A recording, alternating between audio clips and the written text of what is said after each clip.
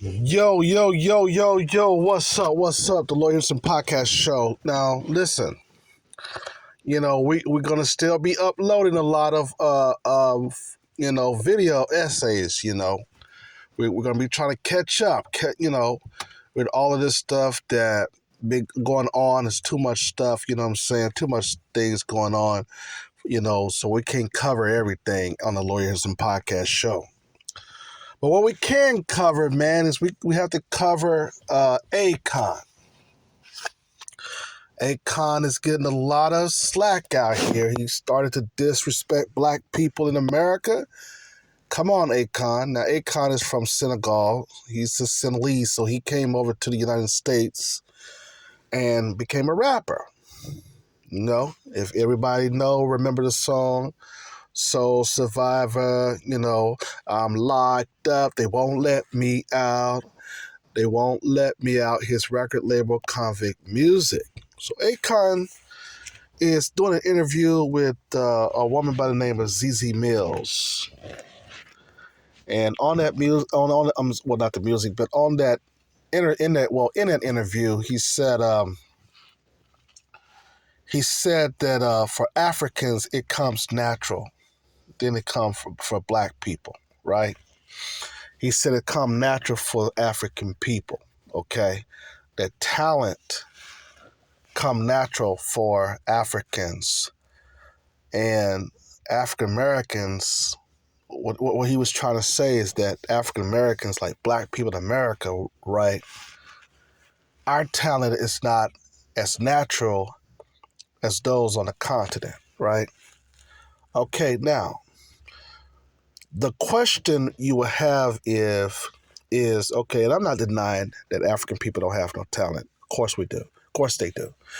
But he did not blow up until he came to the States. Everybody know, man. Black people are we're the one who basically, hold down the culture. We are the one that give America its personality, and everybody in the world follow behind us. We already know that, man. Everybody is listening and watching us to determine what the next personality move would be. This clown Akon is no exception to the rule, and he knows it. So he in this interview talking about for African Americans, it's not natural for us. I guess what he's saying is that we gotta basically come up with a concept. We gotta rehearse it. We gotta do all kinds of, we gotta practice. But since we smoke so much weed and all that old stuff, and this nigga this and this nigga that, that's what he was saying. Saying that we basically, we have to try to really work on our talent if we want to produce anything. Like, man, come on, man. You see. And so this is the type of disrespect that we continue to see from these immigrants, man. Now I think he was born here, but his family is from Senegal. The problem with that, right, is that he had to come over here around us to get put on. Dude, you made your money among black people. Black people put you on, man. And he had this failed ideal that he was going to get a currency going on because he said he's going to build a city, right, in Senegal, right? What happened to your city, man? People are still saying, look, man, this city ain't basically been built. It's in shambles. It's dusty. There's nothing there. There's no infrastructure. It failed. You know what I mean? Just like a lot of them failed without the help and the system of black people in America. So we're like, man, hey, bro, where's Akon City at, man? What are you waiting on, man? What's going on? Why is it only dust over there, man? Come on, talk to us. You know what I'm saying? So he really didn't have nothing to say about that.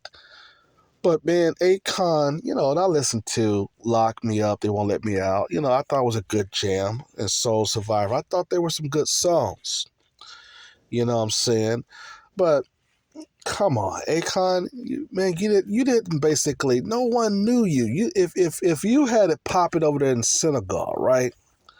If you were really that talented, man, you would have to come to the States, man, just to be put on, man. Come on. And so yeah, man, he's catching a lot of slack on this. Talking about Black American music, man. Black American music is the number one music in the world.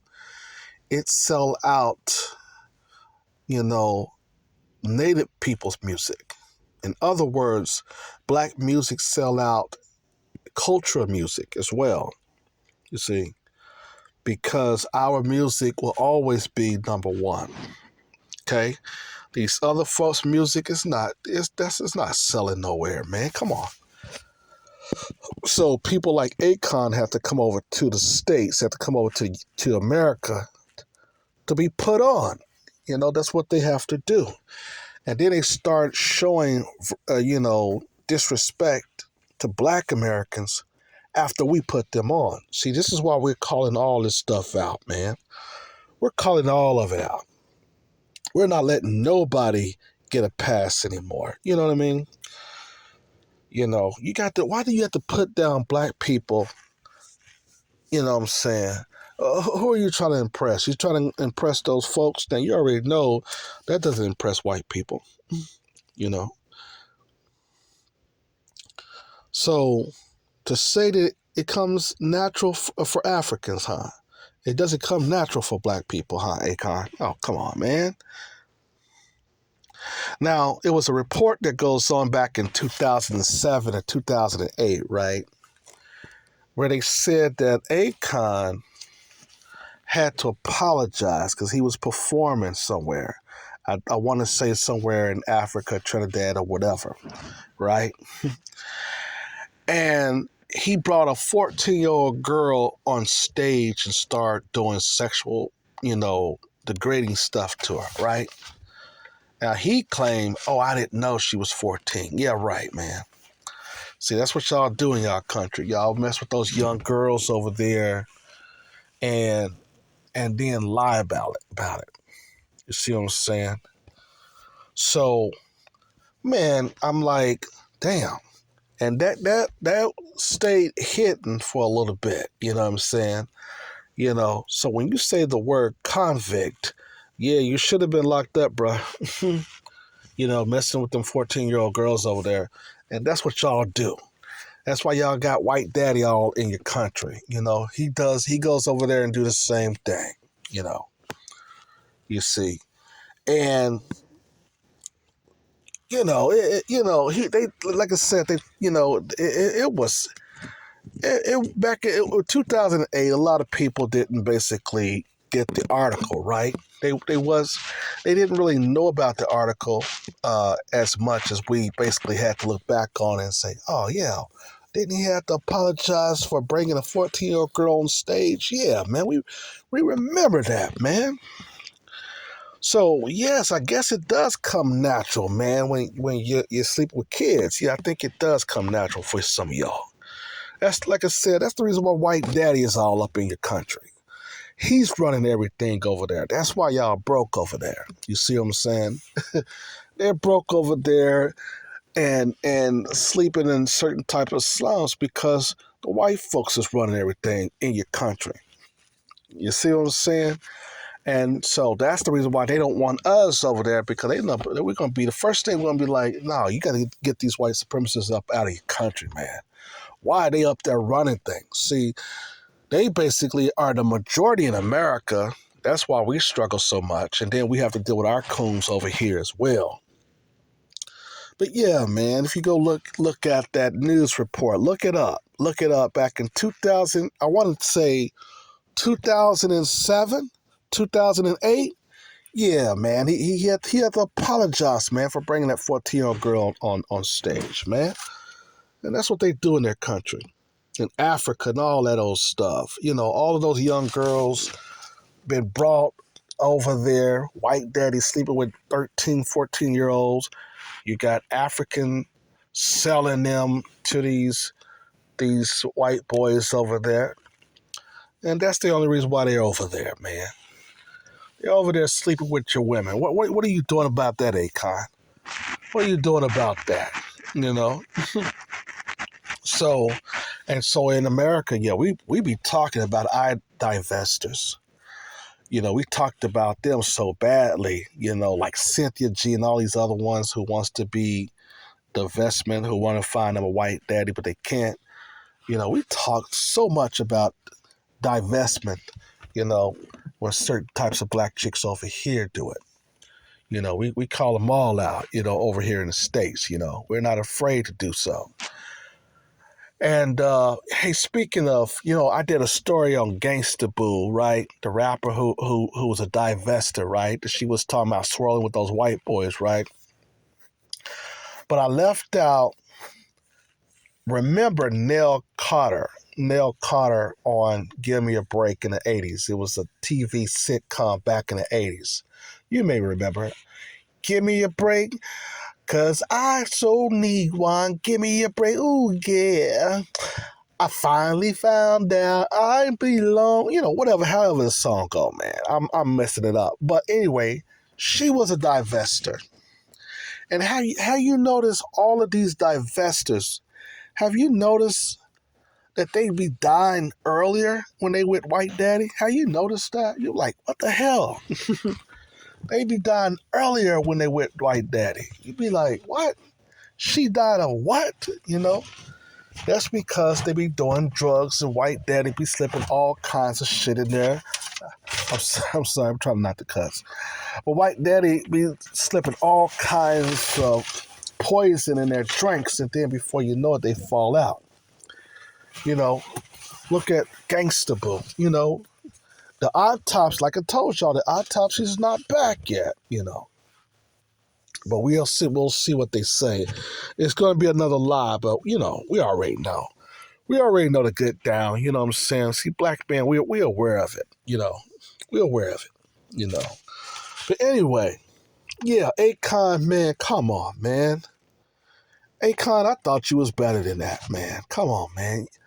Man, if you're going to talk about black people just to try to impress white folks, man, at least have some class about it, man. Just basically just leave us out of your interviews, man.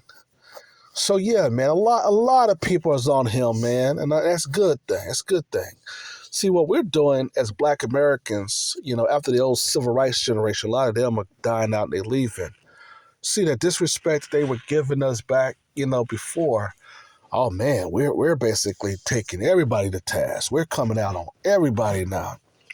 This right here is something real different. This is something that we've never done before as black Americans. We never ever just, it used to be a time where we just sat back and just let people talk and basically, just roast us and we say nothing. We don't come out, make no statements. But hell, now we're going after everybody who try to talk down on black people in America, because we helped not only build this country, but we help people. We put a lot of people on, especially a lot of foreign black immigrants. We put a lot of them on, only to see them turn around and start disrespecting us. So we're calling all this stuff out, man. But anyway, man, that's why I wanted to basically come on and say we're continuing our uploads all night or whatever. And we're going to be doing this all week. We're going to be basically bringing you, well, I'll be bringing you all the live Lawyer Henderson Podcast, Lawyer Henderson TV. Don't forget to like, share, and subscribe. Like, share, and subscribe, family. Like, share, subscribe. You've been listening to the Lawyer Henderson Podcast show. Still to come, we're going to be talking about R. Kelly, the legacy of Dr. Amos Wilson. We're going to also be talking about some more interesting topics that is twinning on ScrewTube and trending on Twitter as well. Thank you for listening to the Lawyer Henderson Podcast show. See you.